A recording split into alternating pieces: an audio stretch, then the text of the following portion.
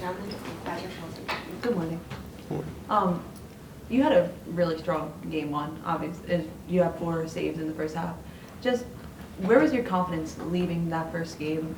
Obviously, had a good performance, but dropped that game. I was pissed. Yeah, I don't really care about my performance. I just want to win. And yeah, it's kind of just been my focus the last 2 weeks is do whatever I can to win the games and help our team win.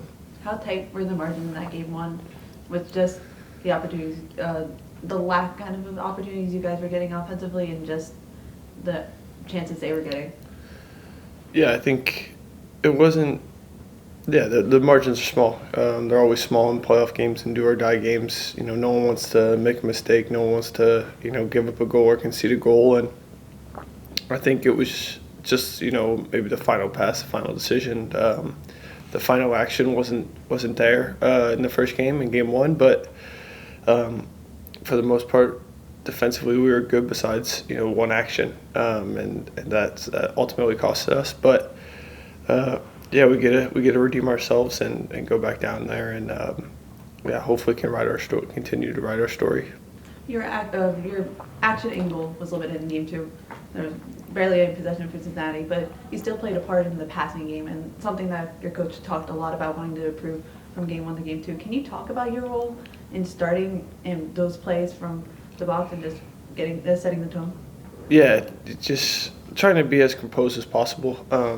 Especially when they're not going to press me like that, and the way that Wilford wants to play, and he wants our team to play. You got to be comfortable being on the ball and just being in those positions where it might be awkward at times, where you're just kind of standing there waiting for something to open up, but also not trying to force something when it's like that. Just letting the game come to you and not trying to you dictate the game.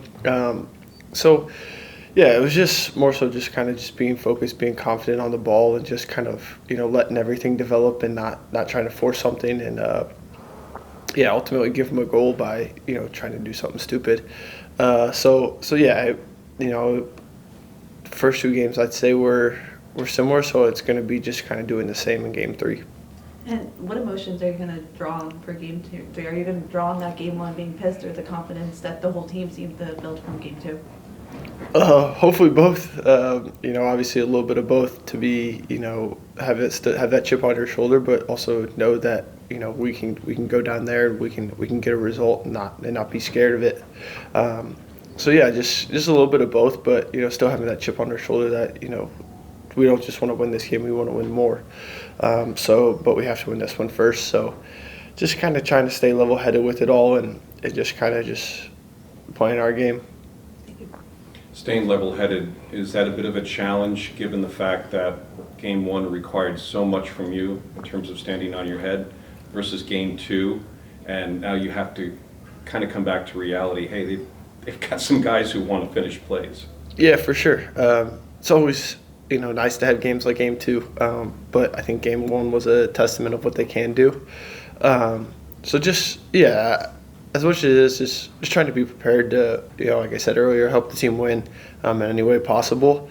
That's kind of the mindset and the goal right now is no matter what role I have to play, just be able to do that whatever I got to do. Sunday was your 10th playoff game start. You've started every one of them since 23. How was that game different from what you remember of 2023 in your first postseason appearance? Definitely a lot calmer, a lot more composed, I would say. With it all, it's not another game. Obviously, it's a playoff game. It's a do or die game. But to know that you've been there before, to know that feeling of okay, this is what it feels like. This is what you got to do. It's definitely a better feeling than kind of going in there when it was my first experience with it all. But at the end of the day, it still gives you butterflies in your stomach because you're playing in a playoff game and your season's on the line. What's it like having a supporters section over your shoulder. In the past, I think you, if I recall correctly, have kind of eaten it up a little bit. Is it easier now than it was when you were a rookie? Definitely. Not much I haven't heard now. But at the end of the day, it's why you play the game. You know, you want fans like that. You want, you know, atmospheres like that, and to play away stadiums, to play in home stadiums, to have the supporters behind you or against you. It's kind of, you know, when you go away, it's okay. You want to spoil their night. When you play at home, you want to, you know, give them reasons to continue a good night. So it's awesome to be able to play in it, and yeah, it honestly puts a smile on my face, like just thinking about it. Yeah, I can tell. I mean, you're a fierce competitor, but you've also got a little bit of a stinker in you, and I can't help but imagine that it brings out the gamesmanship piece when you're standing in front of the home team supporter section. For sure, yeah, it's something I felt like I got away from a little bit this year, but it's coming back, and these playoffs are definitely bringing it out in me. I'm going to ask specifically about an action that we saw on Game 2 that was not present in Game 1, where your, at least on the left side outlet, oftentimes was Darlington Nagbe instead of a Malte Amundsen. Is that part of a build that you guys have planned on to avoid certain parts of what the opponent presents? Yeah, I think a little bit, but it's also, I think, just the fluidity of our team. It's not.